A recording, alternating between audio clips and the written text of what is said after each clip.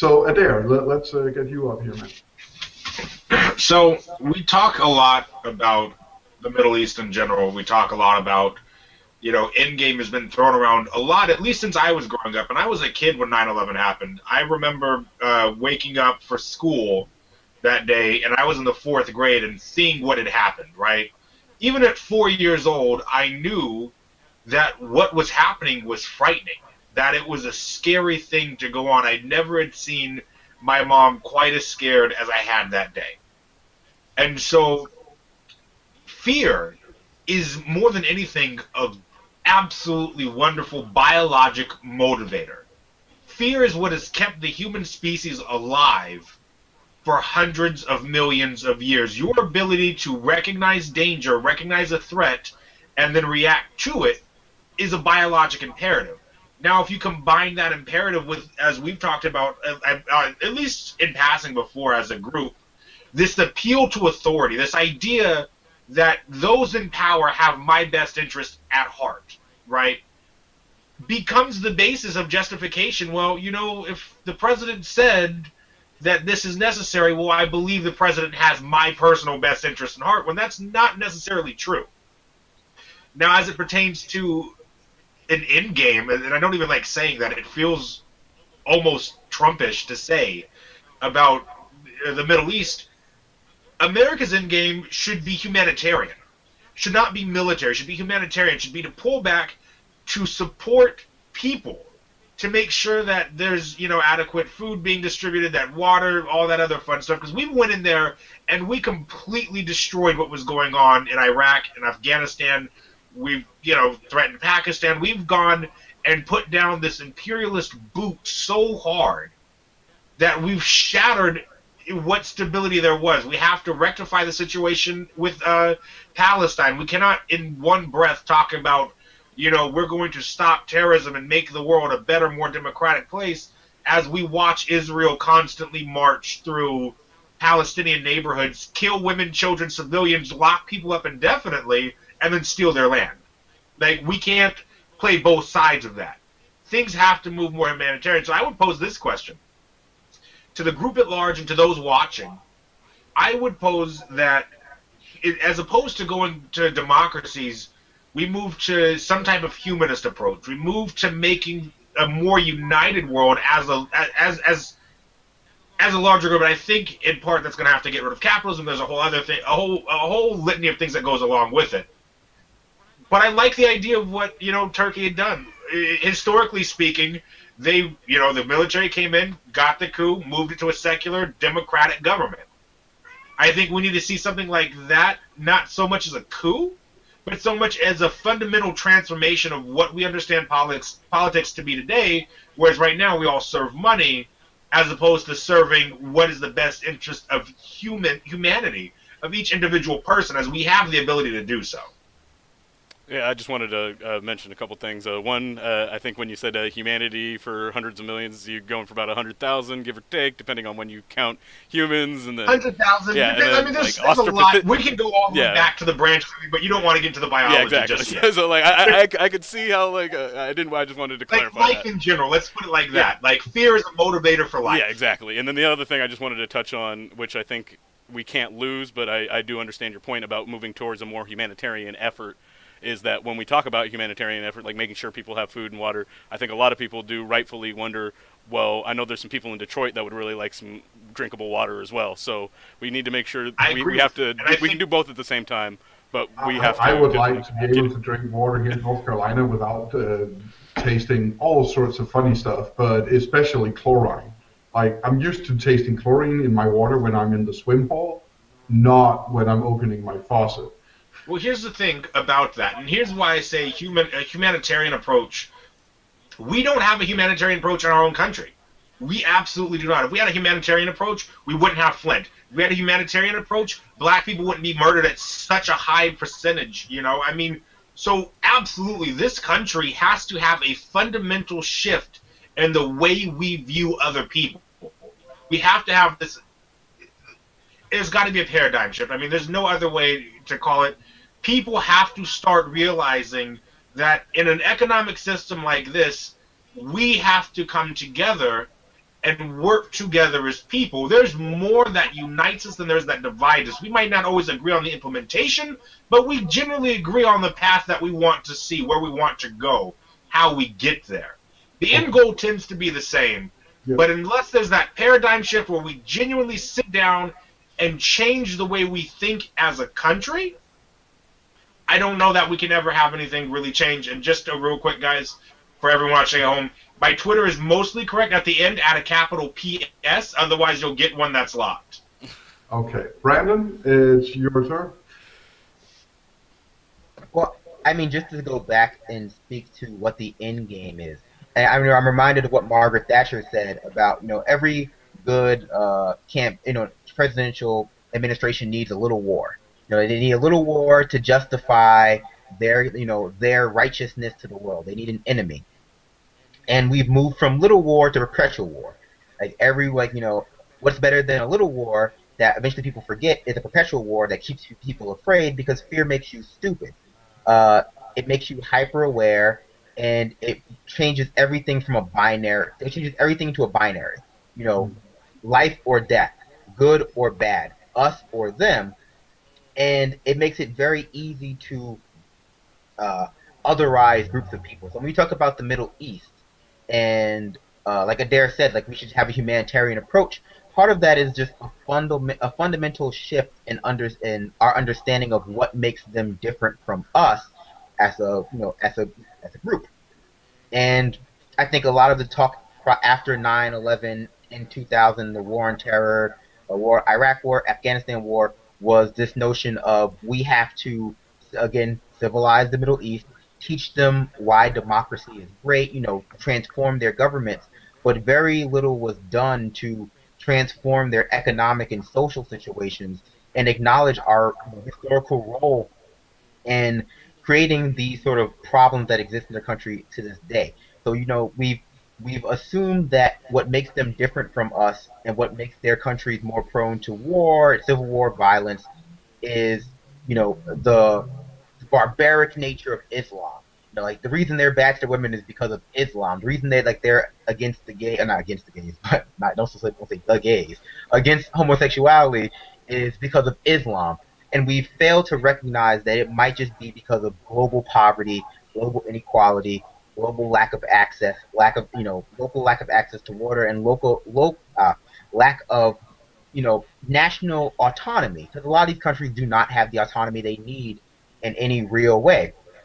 So, part of that is shifting from sort of this fake definition of nation building, which is just we go in and we change their government, we teach them how to kill people, and by giving them military weapons to, I would say a socialist foreign policy.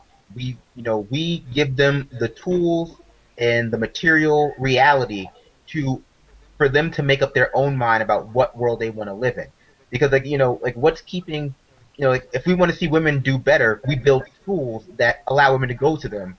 We provide them with better health care, birth control, access to water so they don't die during pregnancy. And then we see women do better. We don't just, go in and put a new law. That's not how you change culture.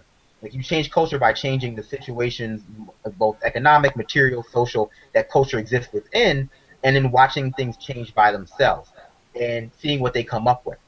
Okay. So whenever you... Okay.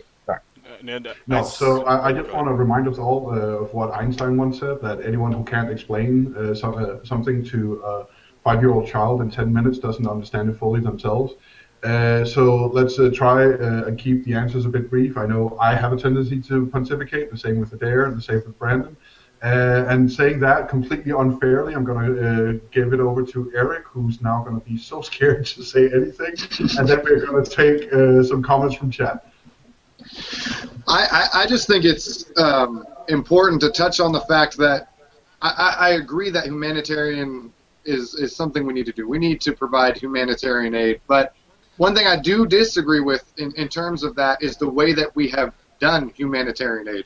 The United States uses poverty in other countries as a big business. We flood their markets with our food that we sell to them for very cheap. And it puts their farmers and their businesses out of work, and then their economies collapse, and they become countries that need us in order to survive. And Brandon kind of touched on this a little bit, that we need to help them set up their own infrastructure, their own farmlands, their own food, their own water, so that they can survive on their own. It's fine to provide humanitarian aid, but not to just flood them with our cheap food. We need to help them make their own food and make their own clean water. Yeah, I think that's a great. And that's how they have sustainability. Yeah, I was going to say, I think that's greatly encapsulated in how Africa has been treated, not just by the United States, but by all the global powers that have been involved with them, and about how basically in order to get any sort of economic stability, they have to sacrifice any sort of ownership of the infrastructure or of the resources that they need to develop the types of societies that we're talking about. And I think Adair's right in that it takes a fundamental shift in the paradigm of how we view these people if we're going, or view other people in general outside of ourselves, if we're going to make the kind of progress that we need. Because as Brandon pointed out, what we do is we try to go into these places and we try to civilize them, as he puts it, or in general, and that is the problem. And that when what we're actually doing is we're trying to exploit the civilization of a group of people to the most profit that we can extract, and that, I think, is what makes it so counterproductive. One of the funny things is that when some country is nationalizing their banana industry, nothing happens. But whenever a country is trying to nationalize a resource in which Western, it's not only America doing this, so that's why I'm using the word Western. Whenever they try and nationalize Western coveted resources by the West, like copper or oil or stuff like that, or just trying to negotiate a square deal where they don't get half a cent on the hundreds of dollars of worth, we go in there in the West and we overthrow them in the name of fighting communism, or we overthrow them in the name of, oh, you're not paying your bills to the World Bank, which has completely crushed and enslaved your country with debt. And now we're actually seeing this kind of exploitation happening in Greece. We're starting to see it happening in Spain, and we're seeing it happening with fracking in the United States. And for the first time in a very long time, it's happening to middle-class white people. And now they're starting to build up some outrage. Okay, so that was my little tailspin on what we've been talking about. So there's been some pretty amazing comments in the Slack, in the chat. Terry J, as a response, I believe, to what Adair was talking about, said that we have to be careful because the road to hell is paved with good intentions. So I would definitely agree with that. Trying to help a country can very easily become patronage, where you try and tell them what to do instead of advise them, and then, as Brandon was talking about, advise them how to solve a situation and then let them draw their own conclusion. I'm not in any way trying to infer that that was what you were saying, Adair, that we needed to take that paternalistic approach. And Dave, Our Revolution TV, has been commenting on the next war will be a water war, which I actually don't quite disagree with him on. It's quickly becoming the most sought after and scarce resource.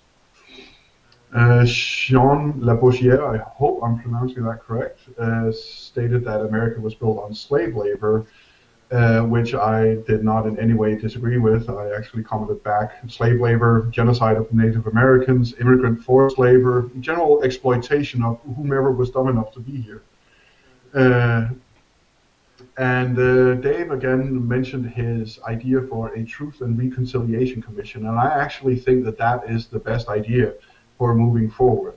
I mean, the injustices visited upon people both in the United States and people outside the United States are so great that that attempts to try and balance the scales back could do an egregious harm to that is not comparable to what people who are unknowingly, unconsciously, or at least not with mendacity participating in racism today in the United States by being a bureaucrat and simply following the bureaucratic culture that they would be quote unquote guilty of. But their ancestors damn well would be. But I don't know. That's a discussion for another deep dive, I think, although I think I can't get away with trying to run through another topic. Adair, you've had your hand up for quite a while. Yeah, and I just wanted to mention before Adair gets in here is that we got about 14 minutes left, so plan accordingly in this, Yeah, 5 minutes each, cut us and all then we off run and out, guys. move us around accordingly. So, go ahead, Adair. All right, so I'll make this rather quick. So actually, Nis, it has happened over bananas. Chiquita Banana was really upset. I knew you were going to mention that. They were really upset that I believe it was Guam was nationalizing their banana industry, and they had the U.S. government go in and throw a coup so that way Chiquita Banana could get cheap bananas. That's why I never buy Chiquita bananas. Not that I particularly like bananas. By the way, started out as a U.S. banana company, which was a CIA front. And that is not a conspiracy theory. That is historical fact. You can find that shit in history. Yeah, we touched briefly on that also in an episode way back about with Panama, what was going on with there. Chiquita was also heavily involved in that, and so just go back and check out that episode if you haven't. It was a good one. Here's the thing. American imperialism is based on racism, is based on this idea that American exceptionalism even is based on the fact that we consider ourselves better than everybody else, that racism is the driving force, I think, behind the way we view the Middle East. Like we talked about earlier, the difference between a freedom fighter and a terrorist, in this case, it simply has to deal with, from the American government's perspective, are you helping us or are you hurting us? I mean, that's really the only difference in the American government's eyes, and it's based solely on racism. It's the good Negro versus the bad Negro narrative all over again, just repackaged for a different era. And that's something that we really have to start working on consciously as a country, is acknowledging and understanding our own roots and our own issues with racism. I think a Truth and Reconciliation Committee is a way to start, but I want everybody in the U.S. right this second to look down at where you're at and realize that no matter where you go in this country, you are standing on stolen Native American land. You are standing on, quite likely, at what some point was sacred to somebody. You are standing, especially in the South, in an area where violence committed against people for no other reason than the way they look was prevalent. And that goes from the South all the way up here to the Pacific Northwest. We're a country of internment camps because Japanese people looked like the quote-unquote enemy in World War II. Mm-hmm. We're doing the same kinds of things now. It's the exact same narratives playing over and over and over again throughout American history, repackaged for the current day and the current person of color threat. And today, we say it's brown people who might have an Arabic last name, or, people that practice Islam, and it's absolutely ridiculous. We see the same kind of demagoguery happen each and every time. So until America sits down, looks itself in the mirror, and says, guess what? We are inherently racist, and we're going to work on fixing that problem, I don't think we can ever move to anything truly humanitarian. And frankly, I think we should be exporting professors, scholars, engineers, and not bombs. You've had quite a bit more than 5 minutes. I've been sitting here trying to signal you to cut yourself off. Now I'm going to simply have to rudely cut in. So, Brandon, your 5 minutes. I think the first thing we need to do is, when we talk about exporting democracy, is understand that people in their own countries are free to make their own choices, and that we have to respect those choices no matter what they happen to be, and not sort of push forth this notion of you have agency and choices until you choose what we don't agree with. So we can't say we want you to vote, but you voted for the wrong person. We can't say women are free to wear what they want to wear, but you can't wear a burqa because you didn't really choose that. You don't know how to choose. And part of this is sort of cultural domination, like Adair mentioned, American exceptionalism, but American exceptionalism as sort of Americans as the only one, in Western culture as the only one capable of having logical, rational thought. That if you don't choose to be Western, if you don't choose to be American, if you don't choose to have a democracy, you are you're not capable of making a choice, because if you were really capable of making a choice, you would have chose what we chose. It becomes sort of a I don't know, a tautology, where we have given people choices, or say they have choices up until they choose not to do what we like, and then we promote minority groups in that country who have made that choice. So we say, if it's a socialist country, we support capitalist guerrillas, even if it's a minority, because they have made the decision that we have deemed to be the correct one, and they must, so because it's our decision. And it's not American exceptionalism; it's American insecurity. It's Americans being insecure with the decisions we have made, and therefore we need external validation. Also neoconservatism. Wanting to be the only power in the world, but we have American insecurity, where people have to make the decision we make, whether it's being straight, or that's not a decision, whatever. They have to be in the same position in life that we are in order to validate us. So whether that's being straight, whether that's being white, whether that's being male, if they somehow are not those things, they are incapable of rationality, along with the choices that they make being inherently flawed, unless they make the choices that we made. Okay. The choices we make. Eric, I'm sorry to lead you in right after that amazing speech. Your turn, man. Well, is there anything left that I can't say? I'm just kidding. But I would agree that I think we've grown into, obviously not every single one of us, but I think as a whole, we kind of look down on other countries when they don't follow the same culture we do. And I just want to agree with what Brandon was saying. And we need to allow countries to grow within their own realms. We need to allow them to grow their own culture. I think we look at it as, oh, if we make them exactly like the United States, everything will be fine. But that's not what it is. When you take away people's individualism, they go crazy.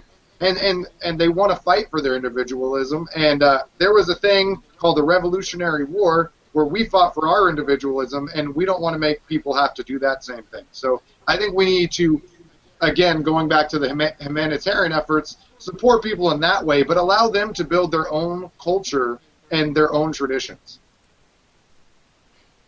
Okay, Richard, before I give you your 5 minutes, I'm going to ask you a very unfair question. So, I am myself a great proponent of justice for Palestinians. And by justice, I don't mean wholesale slaughter of Jews. I mean an equitable share of Palestine. But what we've been talking about right now, nations and countries, allowing them to be themselves and develop themselves and making their own choices, should we then also go completely hands-off with Palestine? That's interesting, and as you noted, unfair question. But I would say that we had too much to do with the post-World War II construction of Israel and that situation for us to turn away now. We are part of that, whether we should be or not.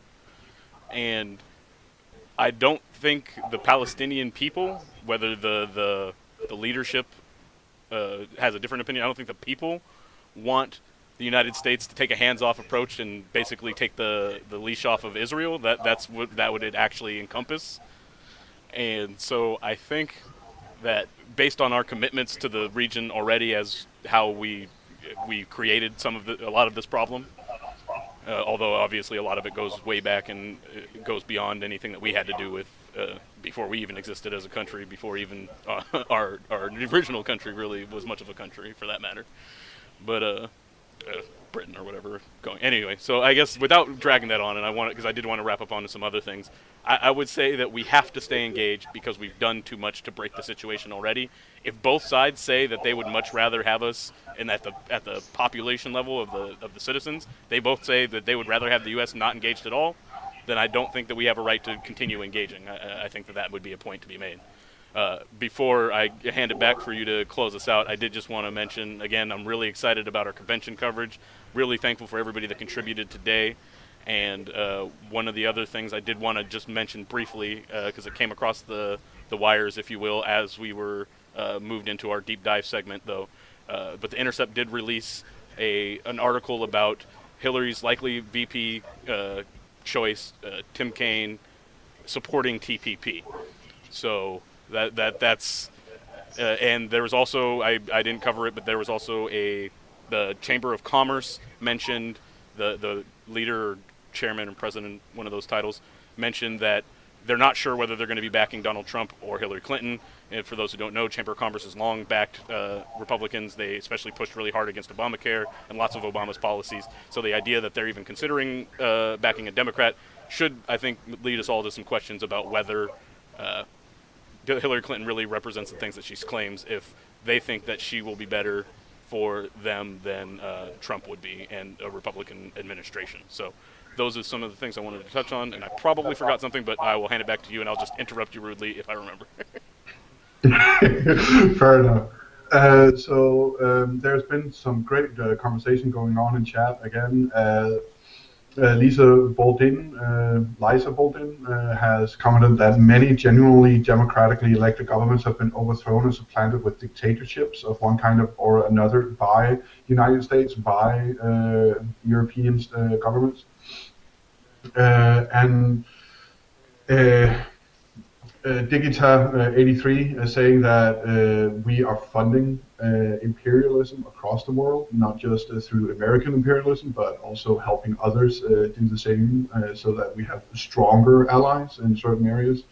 And I can only agree with that. So it is odd for America's biggest drum to beat on is democracy and exporting democracy, while it is propping up dictatorships everywhere. And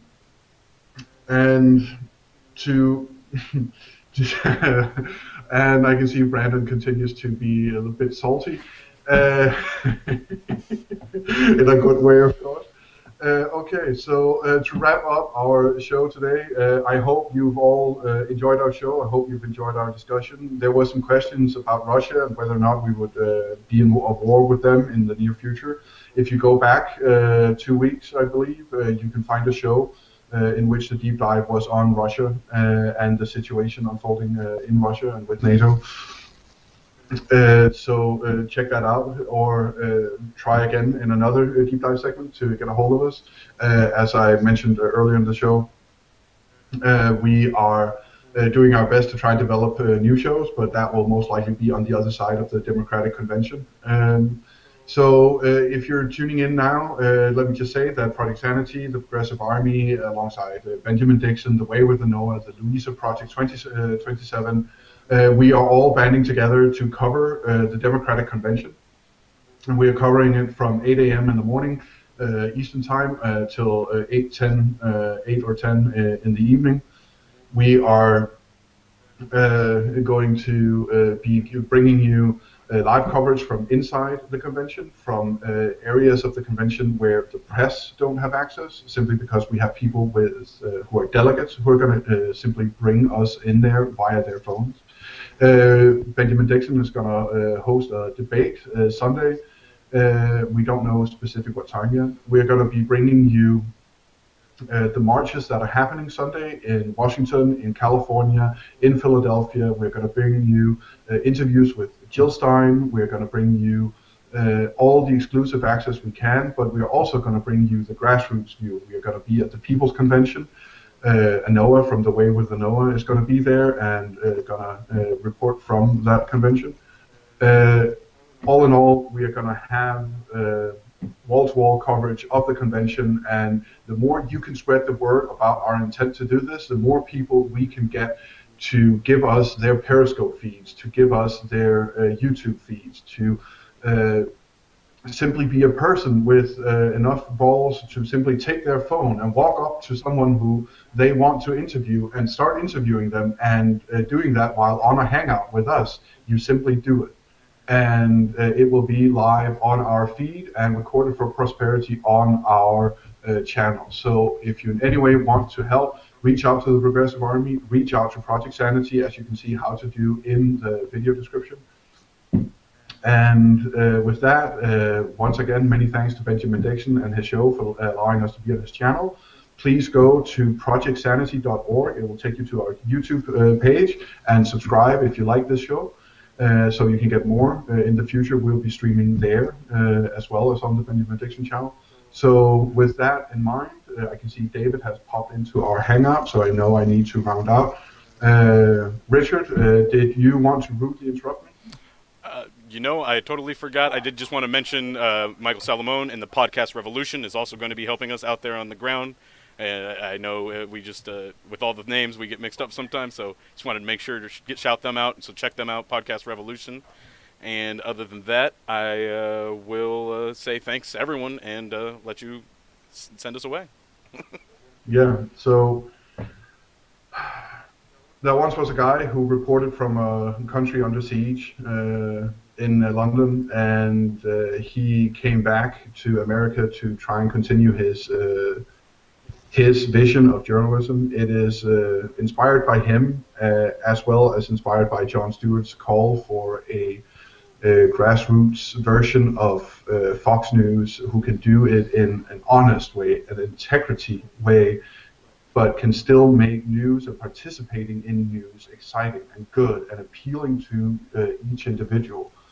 It is inspired by those two people that I end my shows by simply saying to those of you struggling out there every day, to those of you being shot by police, to those of you protesting and being beaten, to those of you who fight every day just to make ends meet, to make your daily life just barely squeaking by. It's with those things in mind that I end my shows by